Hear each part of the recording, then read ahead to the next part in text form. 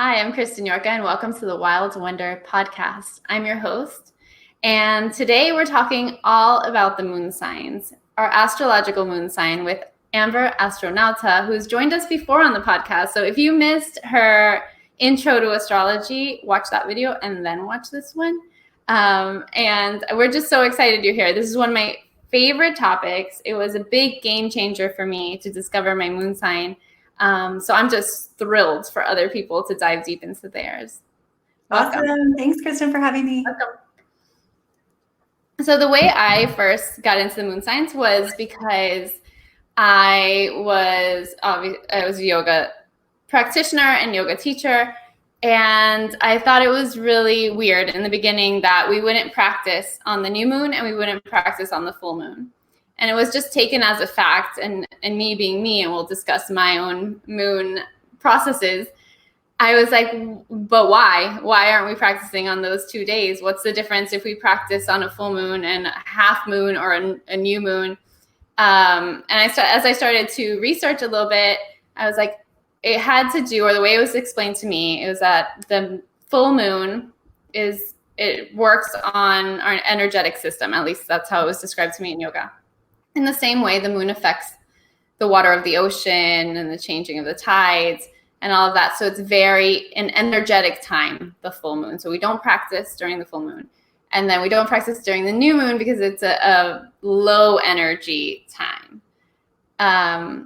So that's how I got into it. And then I discovered my moon sign as I dove deeper. So can you explain to our listeners what a moon sign is? Yeah, totally. I love that. So there's so much like lunar tradition in India and Hindu, spiritual practices. So that's definitely tied to yoga and like how we practice. So the lunar phases, the new moon to the full moon and that whole, 28-day cycle in astrology reflects the waxing and waning of energy as the light that shines off the moon waxes and wanes. And also we can look at the zodiac sign that the moon shows up in at different times over the year, whether that's our birthday, and it's a personal invitation, or throughout the lunar cycle throughout the year, we all can work with it. So, okay, the moon sign in Western astrology, because it is different than like traditional and Vedic astrology, it represents our inner landscape.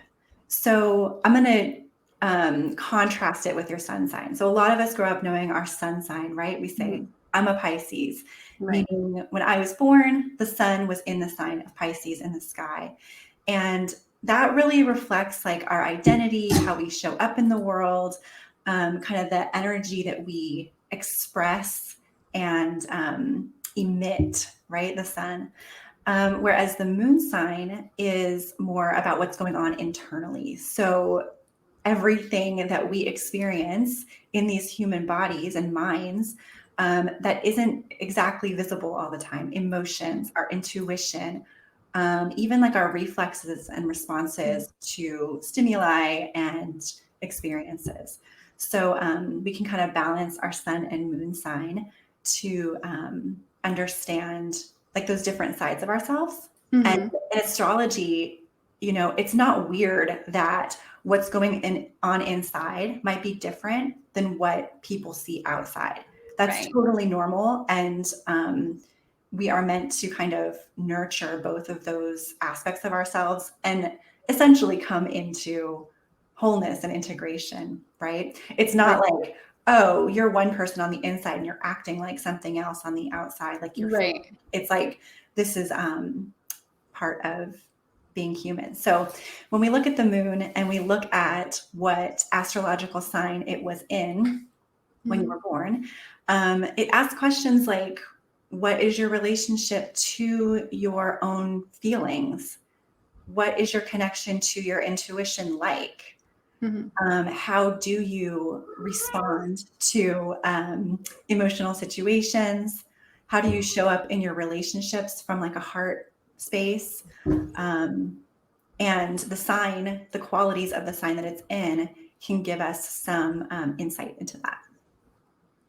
So as an example, can you use yourself as an example? So your moon is in what sign?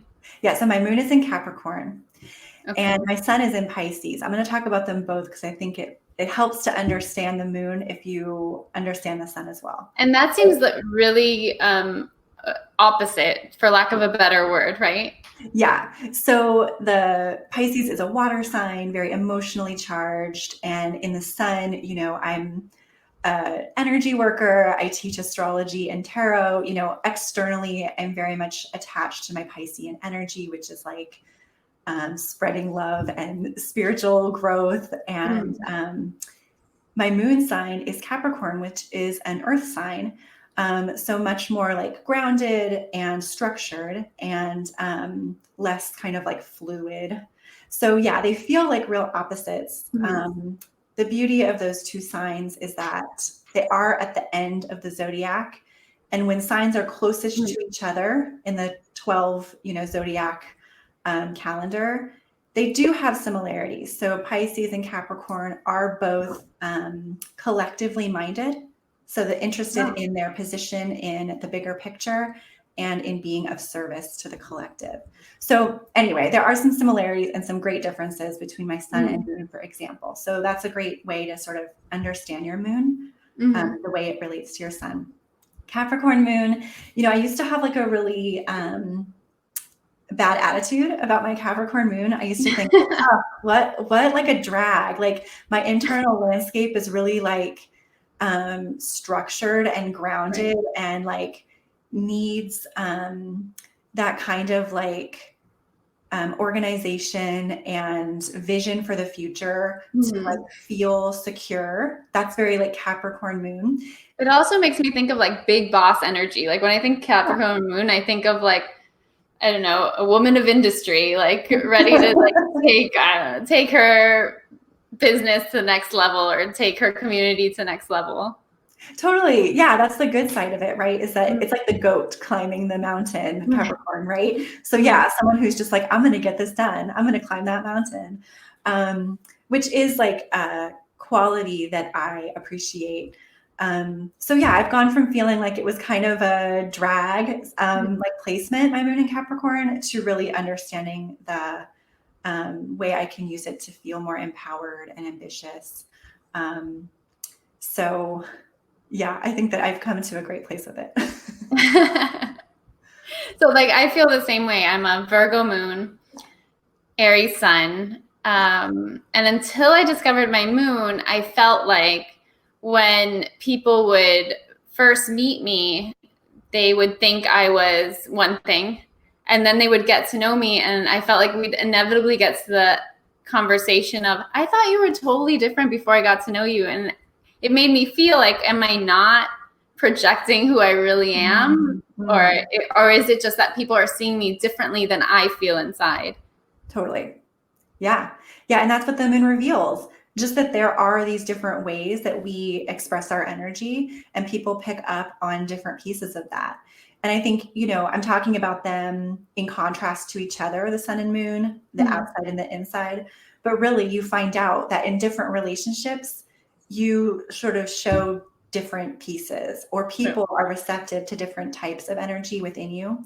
And, for some people, it's like your sun is more obvious. For some, it's your moon. But knowing that and being able to kind of show up the way you want to and give people what they need in a relationship with you is really cool. Yeah, I can see that now. Like my closer friends and family would say, or more likely friends would say, you're the ground, right? You're the rock. Yeah. Whereas people that meet me in passing or just know me from online would be like, oh, you're so laid back, so flowy. And that when people say that, I'm like, really? Because internally, that's not the processes that are going on.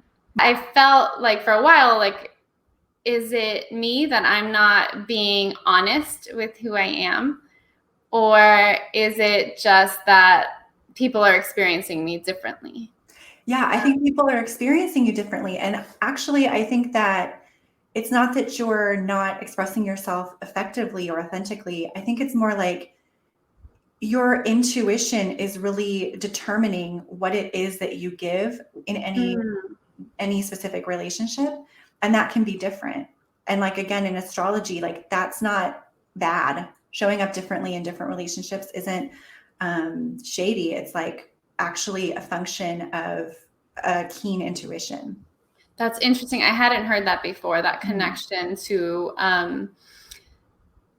acting differently with different people and having it be because of your intuition. And Mhm. if I'm not mistaken, the moon has a lot to do with intuition and how we experience our intuition. Can you speak to that? Yeah, completely. So the moon does represent or symbolize intuition in astrology. And we look at the moon and we watch it go through its cycle, right? Every 28 days, it knows. I mean, this is from an astrological perspective, not Right. necessarily like a Science. astronomy or science perspective, right? But it knows when to wax and when to wane. It goes in its cycle every single time. It gives just a little bit more every single day and then starts to retract. And I think we can look to that process to better understand like what we need to grow, what we need to give, and when we need to kind of like reel things in or draw some boundaries. Also, just the way it reflects the light of the sun. You know, we can look to the moon as like, how do we reflect what we see around us? How do we reflect like what it is that we perceive? Everybody perceives the world differently through their own filters, if you will. Right. And the moon sort of shows us how we reflect back out our own unique perspective on the world. So, which is all tied into intuition, right? How we like Right. our inner wisdom, that ephemeral thing that just tells us like we know what to do or what to say. Right. And the moon is constantly in flux. It's Right. not like the sun. It's not this steady Just thing that's yeah, always there and always bright. It's either on or off. The moon is in constant motion or change. totally. And it makes me think of water, which it controls. Water is in constant flow, and when it's not in flow, it is putrefying or rotting. Um, Completely. so it has a lot to do with our emotional landscape, because if we don't allow our emotions to flow through us and go through this process within us, then we become rotten from the inside Yeah. out. Yeah. So can you tell us how kind of engaging with your moon sign helps us process these sometimes really big emotions? Yeah, absolutely. I love that analogy. Just that the moon reminds us that water needs to flow through, it needs to come in and go back out. And if it doesn't, and we're talking about our emotions, right? It Mhm. becomes stagnant in the body. Absolutely. And I think our moon sign gives us sort of prompts for understanding how that might work within us. So, for example, Capricorn, we talked about ambition, responsibility, structure. These are the values of Capricorn, right? So, how does that work with like this idea of processing emotions and Mhm. maintaining a healthy flow, right, within our energetic body? Well, just anecdotally for me, Mhm. for example, when I am not setting goals and striving for something and working towards my own sort of like expansion and growth, I do feel quite stagnant. That doesn't mean I can't take days off or that, you know, there aren't periods in my life where I'm looking backwards even or staying more present. But it is very nourishing for me to Mhm. always keep my eye like toward the future and to be taking really intentional steps towards like what I want and how I want my life to look. Someone with a water sign moon, like maybe a Pisces moon, Mhm. might feel a little less driven to always be working towards something and might Mhm. feel a little bit more comfortable going with the flow, literally, right? Letting Right. things just sort of wash over them or come in and out, ebb and flow into their lives, Right. right? And so then someone with an air sign moon, for example, like maybe Aquarius, which is an air sign, they might be more driven by air things like social connection and networking, like their understanding of their role in their bigger community or their ability to like learn, pursue knowledge, education, right? So you may or may not relate to your moon sign. The same way you may or may not relate to your sun sign. Some people say, like, you know, I'm a Libra and I just don't really feel like the Libra qualities I find on the internet make sense to me. Same might go for your moon sign, but it doesn't really matter. The point is not to look to these signs and their qualities to tell you who you are. It's to look to their qualities, their the prompts that they offer, the opportunities and challenges that they represent for inspiration and insight into your real lived experience and your real personality. Does that make sense? Yeah, totally. I was just thinking about how we relate to our moon also changes over time, or at least it has for me. So, I mean, I didn't know my moon sign in my earlier years, but looking back, I could see how when I was younger, I was definitely an Aries kid. You know, I was always outside, always running, always on to the next thing, a lot of fire energy, very creative, maybe a little bossy. And then as I matured, I felt closer to my moon sign, which is Virgo. And that's also because as we mature, I think, at least in my case, the world is asking us to be more structured and more linear. And so that speaks to my moon sign. It's one of my inner strengths. But I also see how it evolves over time. It's not always that I feel very much in my moon sign. So yeah, I totally get that. Yeah, I feel this exact same way. I felt like I was very much a Pisces kid and adolescence, and in my adulthood, sort of connected more deeply to my Capricorn moon, but in one particular way. You know, when I got into the workforce and like higher ed, I feel like it was structure and rigidity in like a limiting way. Like I was just doing what I thought I was supposed to do to like be a good person, which is very like, you know, sort of dark Capricorn vibes. And then now as like, you know, an older adult, I find the strength in both. And I'm sort of like finding how to integrate the Pisces creativity and fluidity with like positive Capricorn qualities, like, you know, just organization and personal ambition for the sake of what, you know, is meaningful to me. Right. But certainly you can relate to your moon sign itself so differently at different phases. And you can also sort of identify more with one or the other planets at different phases. Yeah. Right. And you brought up the dark vibe of Capricorn, and we can't talk about the moon without talking about its shadow. Can you first tell us what you think or how you understand the shadow, and then get into how the moon is associated with that shadow? Yeah, sure. For me, the shadow is just that stuff that other people might not necessarily see. So that doesn't mean that you're not acting on your, you know, your inner workings aren't affecting your external behavior. They certainly do. But there's always that piece of it going on that isn't necessarily visible.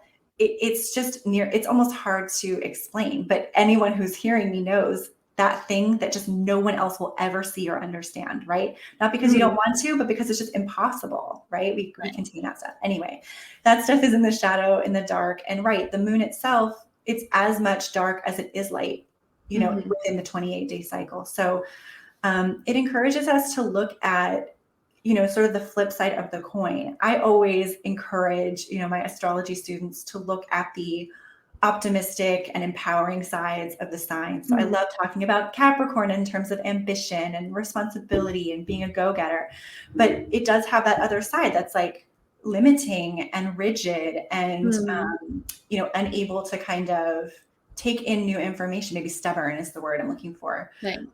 So no matter what your moon sign, you want to kind of look at like what is empowering and what is sort of limiting.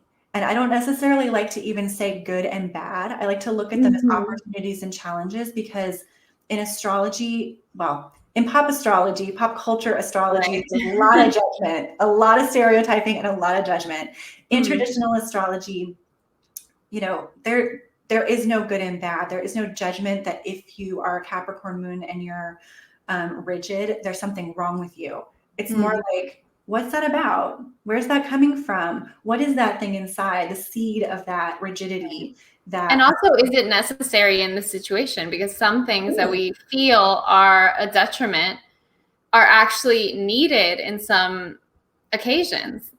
Exactly. Like that person that is like stubborn and gonna do what it takes, like, and we're in a group and we need to get to the top of that mountain. We need that person to be as stubborn as they possibly can to get us all up the mountain. Totally. And so you can always look at something that you might feel, and this is me talking for me. Like I said, I used to just have such an attitude about my Capricorn moon. I just hated it. And when I started realizing exactly what you just said, Kristen, like these aren't bad qualities, period. Sometimes they don't serve me and sometimes they do. And I just bringing my awareness to that and intending to be one way or the other on purpose. I mean, that's life. That's spiritual growth. That's like why we use astrology as a tool to understand ourselves better. So yeah, that makes me think of the shadow side of my moon. I always think of it, the big gift it gave to me was understanding how I spiritually bypass, how I take an incredibly emotional thing and just skip over it. So as a Virgo moon, if I'm in a traumatic experience or a highly emotionally intense experience, I will try to compartmentalize, take the emotions over here and just think about logical facts.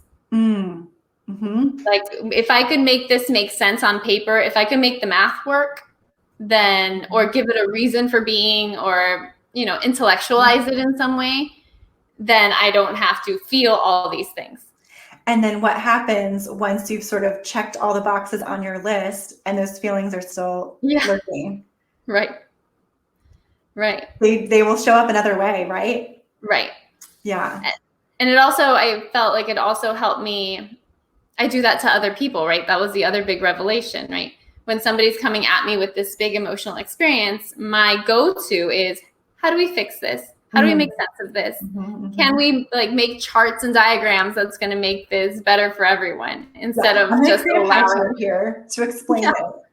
I love that. And like you said, like that is so Virgo, and I love that. And if that's not what the person needs and really just what they need is like a hug and a good cry, then sure, that can be challenging. But if a lot of people, when they're in that emotional spiral, they need someone to show up and be like, this is the, fact here. This is like, here's some perspective. So if you yourself know when to take which role, then neither of them are bad. Right. They're just these different tools at your disposal. You just made me think of at the beginning of the pandemic, we didn't know barely anything. And what really grounded me was making these lists of here's what we know. Here's what I don't know. Amazing. And it also helped me, especially with social media. That was, you get all kinds of like weirdo conspiracy theories and you could read it and it could trigger you in some way, especially because it's very visual and emotionally intense. And I would go back to my list, like, here's what we know. Here's what we don't know. And I felt like it was such a gift in that moment that I really connected with my Virgo moon, that I was like, oh, this is how I process. And this is how I could help others process. Completely. Because Virgo is a servant, right? Virgo does all of this work to understand the facts and prioritize and organize information and reality, not just for their own, well-being, but in order to serve others. Right. And so I think creating these lists or these resources and being able to share them is a beautiful expression of a Virgo moon. Right. And then conversely, sometimes we need the opposite. Right. So I could be stuck in my figures, and then I have someone like my husband who's an Aries moon, who's more creative, or let's just do the next thing. Let's have an adventure. And I need that to take me out of my very meticulous, facts and figures understanding of the world. Yeah. I love that you're an Aries moon and he is an Aries. No, you're an Aries sun. I'm an Aries sun. And he's an Aries moon. I'm a Pisces sun and my husband is a Pisces moon. So it's a cool way to relate to someone, but we have that sort of balance too. It's I definitely want the travel plans all like Yeah. outlined for me. And he's like, I don't know, let's just show up. I'm like, what? We will Yes. get lost. And he's like, when have we ever gotten lost? Like, I totally relate to that. So then my question is like, how does the knowledge of our moon help us in these kinds of intimate relationships? yeah, I mean, it is so intertwined. It's like when you start to dig into your moon and understand yourself on that deeper level better, your motivations, how you kind of express and process your emotions. I mean, first of all, you just show up as a better partner or relative or whatever the relationship is, friend, because you know who you are and who you need to be for that person and what you need back, right? And then when you can sort of connect with someone on like a moon level, if you will, I think that you just become more emotionally connected, more and more mature in the relationship, right? Able to see the root of an issue instead of, you know, the surface level sort of understanding of what's happening between you. You know, it's challenging. It takes a lot to act and relate from that place. But it does, I think, create stronger bonds. Right. The moon asks you to consider, you know, your moon sign. What is my relationship to cooperation and collaboration, which are two different things? Cooperation, getting along, collaboration, actually sharing in order to create something I together. love that difference. Yeah. Yeah. And then also compromise, right? Which isn't necessarily a bad word. It's like, how does it feel for me to give something or to open up and be willing to receive something that's not mine? Right. So, Which brings us back to our values, right? yes. We mentioned values earlier, because if you know your values, then you're more willing to compromise on the things that aren't necessarily your values, but hold tight to the things that you hold dear. Yes. So how does the moon relate to those inner core values? Well, I think it's like the same idea as like the difference between the sun and moon being like this externalized energy versus this internalized energy. Our values are something that we have to work over time to really identify and express in a way that is authentic and effective. And also, they can shift and they can cycle the same way the moon can. So, we have to find that balance with our values between what we hold fast to and is like, you know, no compromises versus what is allowed to evolve and change over time based on our new information, a deeper connection to our inner wisdom, the different relationships that come and go, etc. So yeah, values are really important, and I think certainly connected to the way we relate to them. Which brings us to boundaries, because I'm like queen boundary over here. Yeah. I think it took me a long time to get to create boundaries, learn about boundaries first and their importance, be able to verbalize and then hold boundaries. So now I'm like all about it. Let's talk boundaries. So when we have knowledge of these values at any given time, and I've fallen into the practice more and more of actually writing them down, really like sitting down and writing down my values, because then I could, and I guess that's very Virgos too, but then I could decide, like, do I need to do this? Do I not need to do this? Can I give on this? Can I not? Totally. And then those values also inform what I need from others, which are boundaries, and what I need from myself in order to feel safe and seen and heard.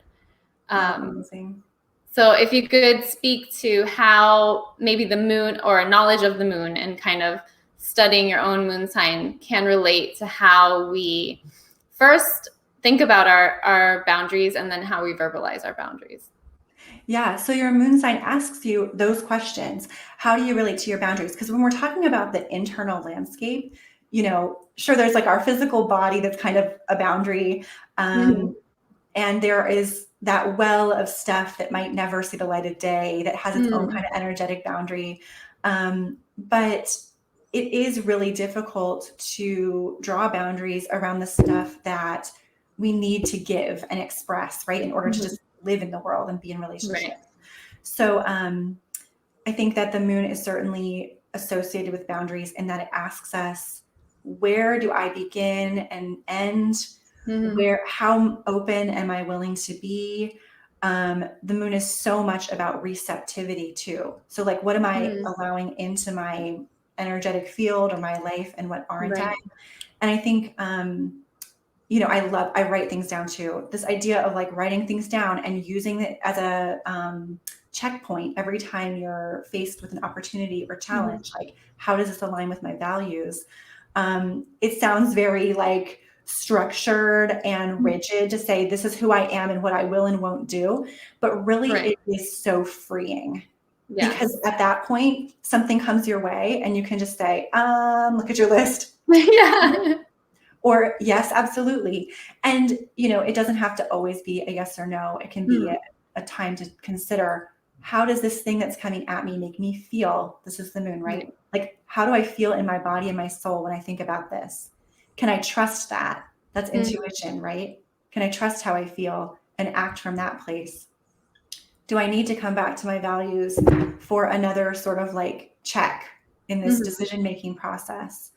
As a Capricorn moon, I think I've never had issues drawing boundaries, which I know sounds weird, but like, I'm really quick to say like, excuse me, what? Or like, no, nope. I'm quick to kind of see something come at me and say, I don't know what's happening here, or like judge it. And I think in one way that's good, because I am not afraid to draw a boundary, but it's also like, I need to be a little bit more permeable, right? A little bit more open to things. So yeah, we can, I think. I mean, that's a study, and I'd also like to mention it also has to do with how you were raised, what you learned about boundaries up until this point, because I didn't. So being able to speak my boundaries was a huge monumental shift in my life. We're not going into Venus, but my Venus is in Pisces, and that was another challenge for me to be able to put up those barriers around romantic relationships. But just around the moon itself, to be able to create boundaries, I write it down because in here it's murky sometimes. The moon isn't always bright and shining and you know exactly what's going on in there. It kind of, and then it's not just like, oh, I'm going to write down my values. My values are this, that, and the other. It usually takes some processing or some journaling to be able to be like, well, how do I feel about this thing? Like, or like you said, what's my intuition telling me about this thing? Do I feel safe in this situation? Like, what is it that would allow me to be me and also allow this person to engage with me in a way that feels safe for both of us? Yes, completely. I love that you touch on these other qualities of the moon too. Like, the moon is also symbolic of our past, our childhood, our memories, how we were raised. You mentioned that, specifically our relationship to our mother or mother figure. And so when we look at our moon sign, we can think about like, okay, this is all very conceptual, right? We're thinking about our feelings in this way that's related to like a heavenly body. But we can also think about it very practically, like, how was I nurtured or not nurtured? How was I taught about boundaries, values, how to relate to my feelings? Was I told to stop and be quiet and go sit down? Was I encouraged to express myself?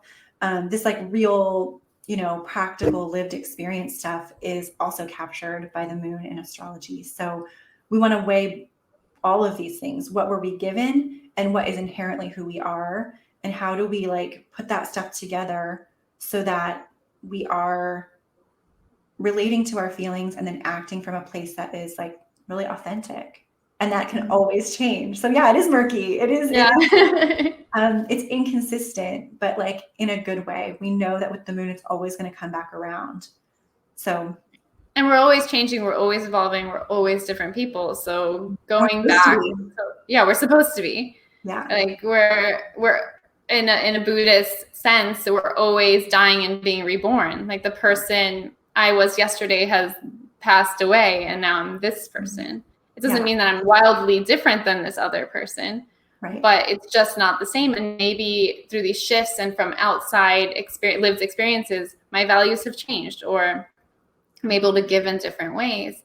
I always think of the crapshoot of my moon is that I can be very hermetic, and that could be in something like a pandemic, could be not a good thing. You know, we're already stuck inside, and I'm going to go more inside. You know, but it's constantly changing. We weren't expecting to live through a pandemic, so for a lot of us, our values have changed. What we thought was important is no longer important, or not as important. What we thought we were striving for is no longer what we're striving for. Maybe we were stuck in this like hamster wheel of a life, and now, you know, somebody hit the brakes, and now the whole world is different. So we have to relate to it differently. So that's why I'm super excited that very soon, next week, we're doing Art of the Home practice together. Yes, it's going to be so good. Yes, and we're basing it all on the moon sign. So this is all theoretical, what we're talking about, but we're going to put these ideas on paper, and we're going to journal about them, and we're going to figure out how we relate to our moon sign. So speak on that a little bit. So you're teaching the moon sign portion of the workshop, and I'd love to hear from you how what they can expect. Yeah. So the moon and the moon sign that you were born under is it's a great sort of focal point or jumping off point for creating like a home practice or taking on new tools or new rituals, because it just gives you a little bit of like symbolism or a particular, like I said, focal point or energy to focus on. So each zodiac sign is associated with an element, right? Fire, earth, air, water. And each of those elements gives us a different part of ourselves to consider.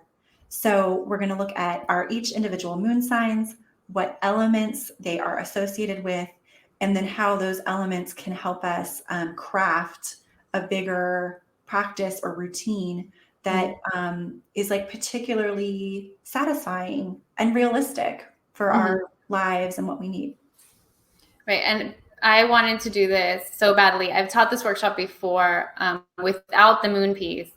And then since we've been interacting, I was like, no, the moon is it. Because when I started studying and journaling about my moon sign, it's what changed my entire life of practice, how I relate to my practice at home. For instance, as a Virgo moon, I like for things to be very Spartan. I like to know that I'm going to wake up, say 6 a.m., and I'm going to meditate for 10 minutes. And I'm going to do the same practice every day for 30 minutes, an hour, whatever it is, and that it doesn't fluctuate. That makes me feel safe and in my body, and helps me come out into the world as a fully embodied human being. So I think this is going to be huge for people. And I don't think that many people really think about their home practice in terms of their moon sign. And it's also huge because we're kind of coming out of our like shell a little bit, hopefully, with the pandemic kind of easing back. We're starting to think like, okay, how do I re-engage with the world? We can't re-engage with the world if we don't know how we engage with ourselves and our own life of practice. Yeah, and it's perfect timing because next weekend we have the spring equinox. So we're bursting into spring. We have the first day of Aries season, which is the start of the new zodiac. So it's like very much like the zodiac new year, time to like set some new intentions or resolutions, whatever you like, and a new routine that we can like really take off, you know, for the rest of the year. And I think the moon sign is the perfect jumping off point, because there's just so many options out there and so many people telling us what we should and shouldn't be doing with our time. It's like physical, emotional, spiritual practices, all these different tools, tarot, astrology, crystals, what have you. And it is really hard, or like you should be doing 5 things a day, or you should be doing 1 thing a week. It's like, what do I do? And I think like just being able to shut out all of that noise and say like, what's good for me? What are some of the options, and what is interesting? What sounds fun? What can I realistically commit to, and how often? And just having some guidance around that, I think makes it so much more likely to be effective. Yes, and how empowering for it to come from ourselves, from our Yeah. inner landscape, Totally. to be this thing that we create for ourselves, for the betterment of ourselves and each other. I'm just really excited. So you're going to do we're going to go through the moon signs. We're going to journal about that, and then I'll take everyone through the nuts and bolts of how you craft a home practice. Everything from like setting your schedule and your intentions, creating a sacred space, which I'm huge on. Love that. And then a few other things that we'll keep a little secret. And then at the end, we're going to have some resources. So if it's whether your practice is a meditation practice that you want to start or continue or edit in some way, or it's an astrology practice, we'll have the tools and resources to be able to craft that. Yeah, exactly. Yeah, so I'm excited. I was just saying yesterday, I'm also in need of this workshop because, life has changed so much. My practice pre-pandemic was one thing. My practice at the beginning of the pandemic was another. In the middle, it changed again. And now that we seem to be seeing the light a little bit at the end of the tunnel, I feel like I need a whole different set of tools and a whole different setup. Yes, I am so ready for a shift in my routine too, my like home practice. And I'm so used to just coming up with new things myself. I can't wait to think through this like with a group of people who have different perspectives and ideas. I think it's so much more nourishing that way. It'll be cool. Yeah, I'm excited. So for anyone listening or watching, if you'd like to take part in Art of the Home Practice, please go to our website, wearewildwonder.com/events. We can't wait to see you. And this was great. Is there anything else people should know about their moon sign before we go? I think we covered quite a lot. We'll teach you in the class how to figure out what your moon sign is. But if you want to Google, like what's my moon sign, there are just calculators that will you just put in your birthday and it will, look back over time and tell you exactly what sign the moon was in when you were born. If you're familiar with your birth chart, you can pull it up and look that way, but we'll walk you through it all in the workshop too. Yeah, the workshop might be better too, because sometimes it could be a rabbit hole of information with Googling your moon sign. For sure. So if you want to do it in a safe space where we could all do it together, we'll be doing that next week. Well, I want to thank you so much for being here. I loved this conversation, and I can't wait to do it again next week. Thank you for having me, Kristen. It's always fun to be here. I'll see you all at the workshop next week. Yes. I'll see you soon. Bye. Bye. So that was the Wild Wonder podcast, all about the moon signs with Amber Astronauta. And I don't know about you, but I feel seen, I feel heard, I feel ready to dive even deeper into my moon sign. So if this conversation has interested you, it's sparked something inside of you, please don't hesitate to go to our website, wearewildwonder.com/events, and join us next week for Art of the Home Practice. It's an 1.5-hour class with both of us, both me and Amber Astronauta, and you'll get the full workbook and possibly a replay. You also get all the resources that we have at our disposal for you. So I can't wait to see you there. And otherwise, please tune in to the Wild Wonder podcast wherever you get your podcasts, Spotify, SoundCloud, Apple Podcasts, or on YouTube. See you soon. Thanks. Bye.